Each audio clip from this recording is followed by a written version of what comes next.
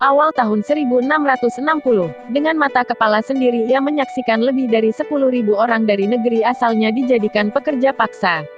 Orang-orang Bone itu dipekerjakan untuk menggali kanal di sepanjang pesisir Makassar sebagai garis pertahanan dalam rangka peperangan melawan VOC. Dia bernama Arum Palaka. Ia adalah putra mahkota Bone. Sejak usia 11 tahun, sang pangeran sudah menjadi tawanan Kesultanan Gowa di Makassar.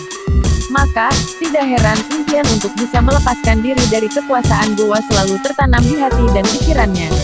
Kelak cita-cita itu akhirnya terwujud meskipun harus dilakukan dengan pertaruhan yang amat besar.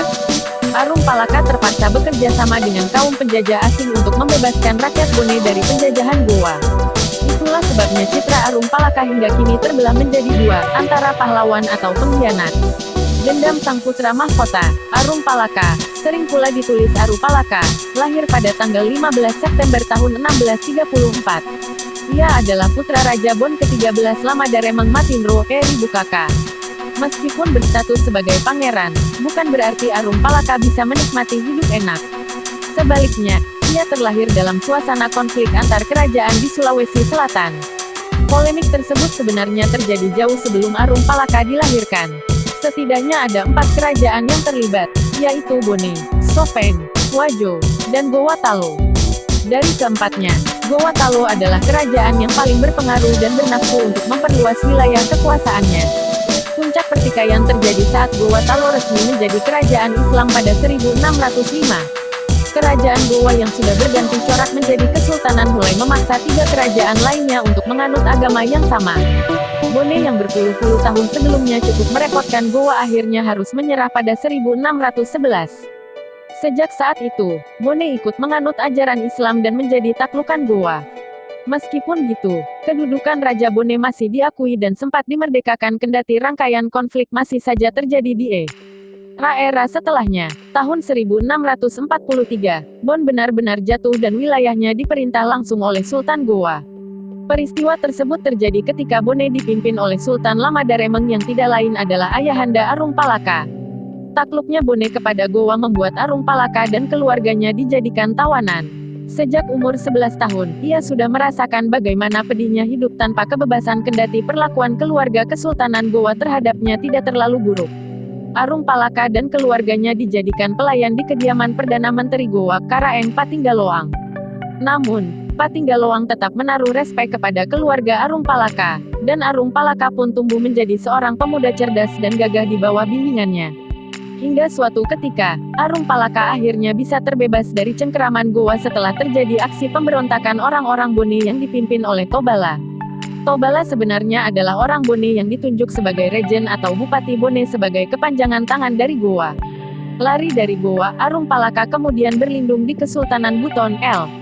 Selama 3 tahun tinggal di Buton yang saat itu dipimpin oleh Lasombata atau Sultan Aidul Rahim, Arum Palaka bersiap untuk melakukan pembalasan. Dilema Arum Palaka, akhir 1660, dibantu beberapa mantan petinggi Kesultanan Bone yang masih setia, Arum Palaka melancarkan serangan terhadap Gowa dan berhasil membebaskan orang-orang Bon yang dipekerjakan paksa. Sayangnya, Tobala tewas dalam peperangan tersebut. Arum Palaka terpaksa mundur. Untuk meraih kemenangan, ia belum sanggup lantaran armada militer Gowa masih terlalu kuat, bahkan membuatnya kian terdesak. Arum Palaka pun terpaksa melarikan diri karena menjadi target utama pasukan Gowa yang mencarinya sampai ke Buton. Di saat yang sama, VOC datang menawarkan bantuan. Kondisi ini sebenarnya dilematis bagi Arum Palaka. Di satu sisi, ia muak dengan ambisi VOC. Namun di sisi lain, ia memerlukan dukungan kaum penjajah itu jika ingin menuntaskan dendamnya sekaligus menjadikan Bone sebagai pemerintahan yang berdaulat lagi. Akhirnya, pada 1663, Arum Palaka dan para pengikutnya berlayar jauh ke Batavia, tepat di mana pusat kekuasaan VOC berada. Selain untuk menyelamatkan diri dari kejaran Gowa, Arum Palaka ternyata harus membuktikan terlebih dulu bahwa ia memang benar-benar butuh bantuan VOC. VOC mengizinkan Arum Palaka dan orang-orangnya menetap di Batavia. Inilah asal-muasal kampung Bugis yang kini berada di wilayah Jakarta Utara. Namun mereka harus membantu VOC sekaligus sebagai pembuktian diri bahwa mereka adalah orang-orang yang tangguh dan dapat diandalkan. Kehadiran Arum Palaka sangat menguntungkan VOC. Ia menjadi salah satu kunci keberhasilan VOC dalam menaklukkan berbagai wilayah di Nusantara. bersama Cornelis Pilman yang asli Belanda dan mantan pemimpin kelompok bersenjata dari Maluku, Jongkerjua de Manipa alias Kapi.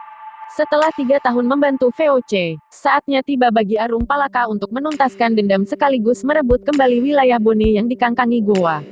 Tanggal 24 November tahun 1666, armada besar bertolak dari pesisir utara Batavia menuju Celebes, terdiri dari 21 kapal perang yang mengangkut 1.000 prajurit.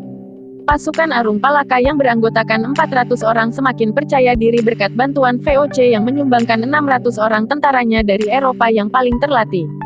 Mereka berangkat dengan satu tujuan, mengalahkan Goa yang saat itu dipimpin seorang raja perkasa berjuluk Ayam Jantan dari timur, Sultan N. Hasanuddin, dan terjadilah pertempuran legendaris itu. Goa pada akhirnya menyerah, dan tanggal 18 November tahun 1667 Sultan Hasanuddin terpaksa menandatangani perjanjian Bongaya yang menandai kemenangan VOC dan Arung Palaka walaupun selama beberapa tahun berikutnya serpihan pasukan Goa masih melakukan perlawanan. Pada 1672, Arung Palaka dinobatkan sebagai Sultan Bone. Impiannya menjadi kenyataan. Ia memang hanya menuntut haknya kembali sebagai pewaris tahta Bone, sekaligus membebaskan Bone dari penguasaan Goa dan membalaskan dendamnya, meskipun dengan cara yang tidak bisa memuaskan semua pihak. Buku-buku sejarah yang beredar selama ini lebih cenderung menempatkan Arung Palaka selaku sosok pengkhianat, dan sebaliknya, Sultan Hasanuddin sang Sultan Goa selalu diidentikan sebagai pahlawan besar. Namun, sebagian masyarakat Bone meyakini bahwa Arung Palaka adalah orang yang paling berjasa. Dan bukan tanpa alasan dibuatnya patung Arung Palaka yang berdiri gagah di Watampone, ibu kota Bone. Arung Palaka memimpin Kesultanan Bone selama 24 tahun atau sampai akhir hayatnya.